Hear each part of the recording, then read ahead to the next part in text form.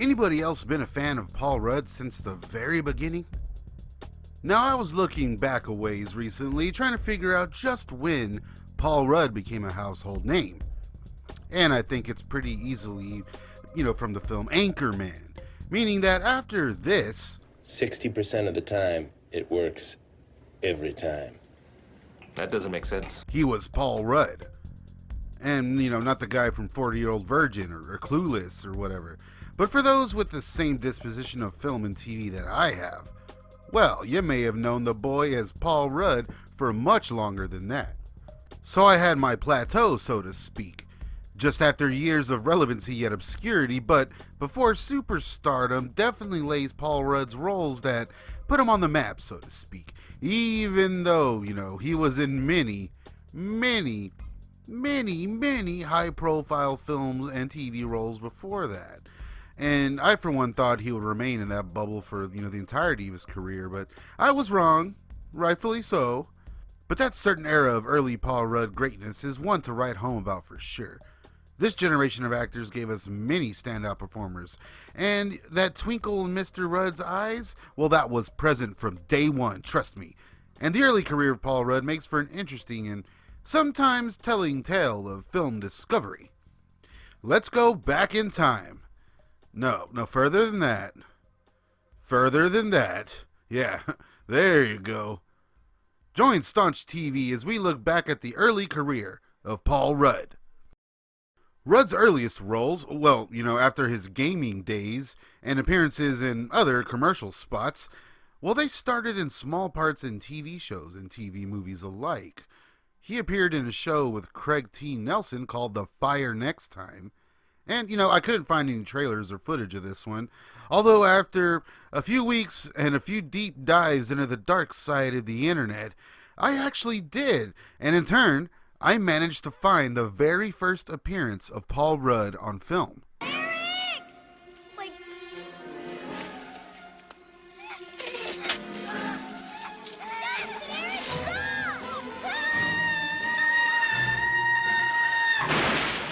Nah, I'm just kidding. I couldn't find much on this one, but he did appear in it, and his next role would indeed be a beefier one. This time as the best friend type in the cheesy, spastic, made-for-TV flick called Moment of Truth, Stalking Back. I don't want to talk about that. One of those, true story made-for-TV movies, as this was indeed based on a true story, of 14-year-old Larissa Anello being stalked by her Little League umpire. Yeah, it's a strange watch. It's worth it for Paul Rudd's 90s pony nub, though. Now, to be honest, I don't remember the show or the movie when it premiered, as they kind of just... But the following year, in 1994, indeed had me yelling at my screen, "Hey, it's that dude from the Super Nintendo commercial!" That movie being, of course, Joe Dante's 50s teen rebel remake, Runaway Daughters, part of the Showtime film series Rebel Highway. Now, I've covered one of these movies before, The Cool and the Crazy, and did a pretty deep dive into that one. Check that out right up there. And I intend on covering my favorite of the bunch, Robert Rodriguez's Road Racers. Y'all want to see that? Let me know. The Rebel Highway series was produced by Showtime and showcased genre directors remaking 50s like teen or, car or rebel movies, most of the time just by using the title though. And here we get one hell of an early performance from Rudd in what is obviously a low-budget cheese fest, but done in that strange, charming Joe Dante style. And these movies all kind of have a weirdo umbrella over them anyways, all kind of feeling like, the era of the 50s, that is, in their own special ways. I highly recommend the Rebel Highway series. We have one hell of a cast here too. Along with Rudd, we also get Jenny Lewis, Dick Miller, Joe Flaherty, Dee Wallace, Holly Fields, Chris Young, Leo Rossi, Roger Corman, Courtney Gaines, Michael Coppola, and more. Here's a quick synopsis of the movie. Angie, Mary, and Laura are tired of the same old 50s suburbia routine. The three guy-crazy girlfriends take to the road in a stolen car, trying to track down one of their ex-lovers before he leaves for the Navy, ending up in a heap of trouble. And, the film really is a lot of fun, kind of playing out like a bizarre episode of Tales from the Crypt or something. God bless the Rebel Highway series. Or, the Young and Reckless series, as it was called overseas. Another thing that these movies really did was give a lot of really great actors early leading roles, which, not just Paul Rudd, but like, for instance, in The Cool and the Crazy, we had an early performance from Jared Leto, too. And this must have been a strange time for Rudd. Being in and out of TV movies and TV shows. And I mean, working with Joe Dante that early on must have been pretty badass. But of course, the safest route was probably to stick with TV, and well, that's what he did. I'd love to find out about the shows he didn't get.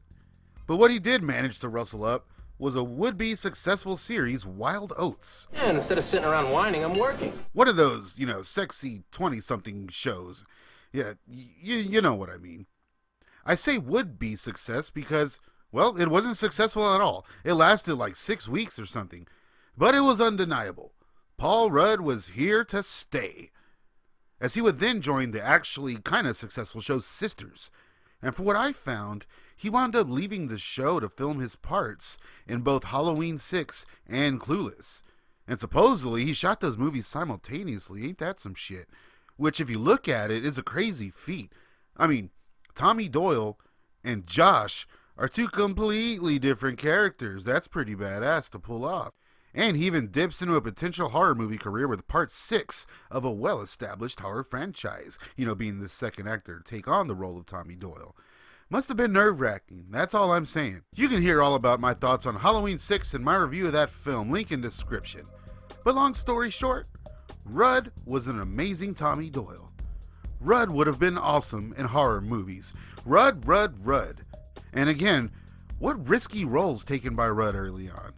Now being in actual, film roles, not just TV movies, right off the bat, he lands the role of Josh alongside Alicia Silverstone in what was assured to be classic. But the role of Josh wasn't an easy one to snag. I guess I'm assuming with his boyish good looks, he was going to land a role either way, but he auditioned for 3 different characters before getting the role of Josh, the former stepbrother with cruel intentions. And did you know that when Paul Rudd did finally land the role of Josh, he was mugged and his script was stolen? That's not funny. And it's pretty obvious that this was his breakout role. Although, his household name status wasn't reached yet. By this point in his career, I was like, hell yeah, the Super Nintendo guy is coming up. And holy shit, Tommy Doyle is in Clueless. My man Rudd was on his way. And, what else really is left to say about Clueless? I mean, I fucking love that movie. More on Paul Rudd's Clueless adventures later. Soon after the sleeper hit Clueless, it looks like a film that he shot earlier, like before that, was finally released. I'm not sure though. He just looks a bit more youthful in the film The Size of Watermelons that came out the following year.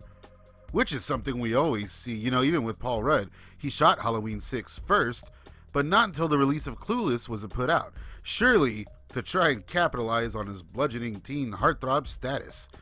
Anyways, this movie, The Size of Watermelons, it's a weird one. It's a pretty tough watch as well. I mean, the synopsis goes, Alex is the definition of loser. He has no, nor has ever had friends. His life has no direction, and he has a stupid haircut. While attending a Venice Beach art school, he meets Lizzie, Patrick, and Gnome, who become his friends. When Alex figures out he should make a movie, he decides to do an alternative political documentary in black and white about Gnome's struggle to free Hawaii. He hires some brain-dead film students and meets the girl of his dreams, and he's ready to make his movie. Until the first scheduled shooting date when Gnome, who has the budget, turns up missing. Yeah, it's about as boring as it sounds, trust me. And, Sky is always gorgeous, and I do like Marissa Ribisi, but this flick is a mess. It's on YouTube. Go see for yourself. Then, my man finally started to get some respect on his name when Baz Luhrmann cast him in the ensemble Romeo and Juliet, which featured an all-star cast of up-and-coming young actors, and Paul Rudd got what is possibly the best scene in the whole damn movie. And god damn, this flick holds up great. What a first 20 minutes, I swear. I feel like people forget. And while Rudd's presence was short-lived on the film, he still made quite an impact with those dreamy eyes of his. Oh, and we also have Paul Rudd to thank for Titanic, apparently. On Paul Rudd's last day of the shoot, on Romeo and Juliet, that is, Leo casually mentioned that he'd been considering a lead in a studio film called Titanic. Well, apparently Paul Rudd's dad is like a big ship guy, and therefore Paul Rudd knew everything there was to know about the Titanic, and encouraged Leo to take the role. So Paul Rudd was in Romeo and Juliet, one of the most successful films of the year. What's he to do next? Well, go back to the well, of course. And that's what Rudd did. Kinda. As he returned to the wacky world of Clueless, but this time as a totally different character in the TV version of the movie. A TV series that has honestly grown on me. I think I may cover this series run eventually. Y'all want to see that? Let me know. I don't know. I want to do that. I was surprised. I mean, Amy Heckerling came back to write and produce and even directed the pilot.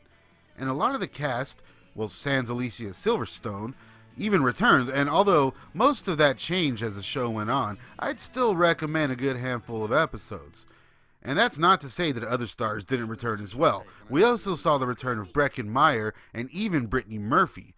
Although, yeah, they were different characters, but whatever. None of them really got a story arc quite like Paul Rudd's new character did, that's for sure. How old are you? I just turned 16. Now, all the while, Paul Rudd would appear in plays, on and off Broadway, along some major talents, really working that acting muscle whenever he was able, and still taking on varying film roles.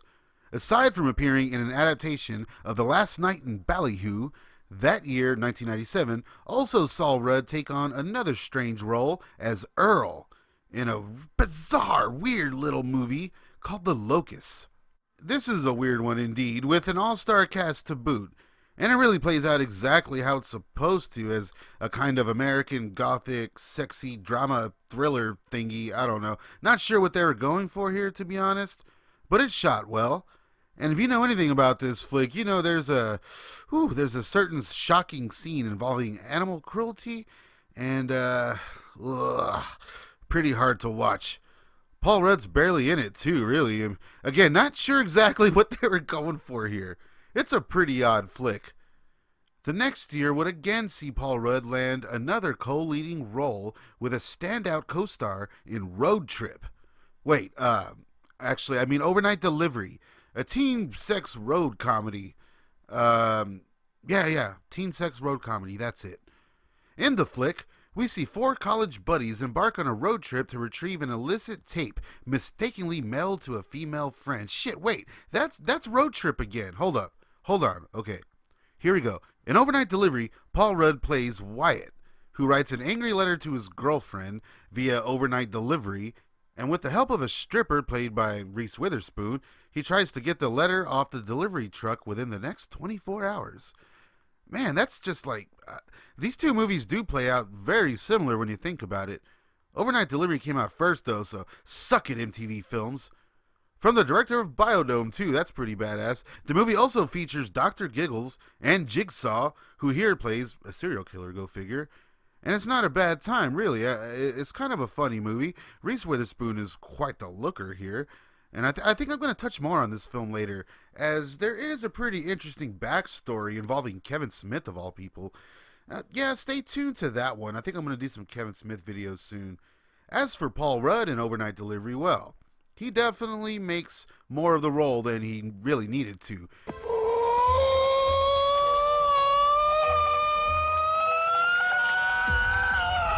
He really went for like a more slapstick animated style of comedy here, and it's interesting to see. And he really pushes that all shucks kind of dumb guy routine a bit too much here, but again, it all kind of works. This one came out straight to video, I think. And good thing for Rudd, he was getting this practice with these kind of romantic comedies, because he would next land what would definitely be his most high-profile role at the time. This time, co-starring for the first time with Jennifer Aniston. And for better or worse, they really do have some chemistry, as we would see later on again in Friends and films like Wanderlust and so on. The film, of course, being The Object of My Affection, which is a kind of watered-down role reversal take on Chasing Amy, ironically. In the film, a pregnant New York City social worker begins to develop romantic feelings for her gay best friend, and decides she'd rather raise her child with him, much to the dismay of her overbearing boyfriend. And it's really a by-the-numbers dramedy of the time, a sweet little movie, if you will. Steve Zahn's in it, too, which is always a great sign. And Paul Rudd really proved he could carry his own in these studio pictures. I, for one, remember this one being pretty big on video. Like, our local video store had all the ads and the cardboard cutout thing and whatnot. So I guess it'd be safe to say that this would be the end of Paul Rudd's early career. I mean, co-starring in a 20th Century Fox film with Jennifer Aniston. I mean, come on. He was co-starring in a studio picture. And shit, the trailer had a Counting Crows song in it. You know you made it when that happens. But I still think that he was in the tail end of his early career. Even so, he would appear in some high-profile flops like 200 Cigarettes, a movie that I cannot stand, but I promise to cover as part of my MTV Films review series. I'll get to that one eventually, I guess, but I really think this one is a shit turkey. The whole cast, especially Paul Rudd, is just obnoxious as hell in this mess. Luckily, he would also appear in other high-profile hits, like The Cider House Rules, and appear in television movies like the made-for-TV adaptation of The Great Gatsby. And again on TV in Strangers with Candy, and a show called Deadline with Oliver Platt that totally, like, it really existed apparently.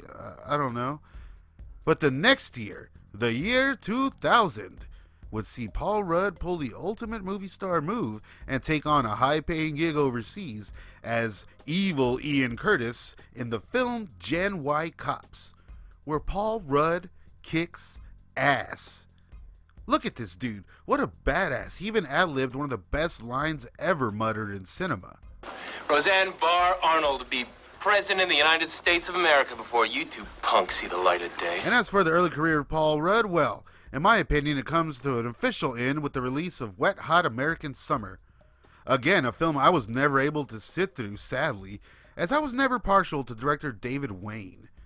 I don't know, people tell me I should try again. I do want to see the sequel, too. I think that was a good idea. And maybe I'll give those movies a shot and see how that all plays out, I guess. I don't know. I'll try again.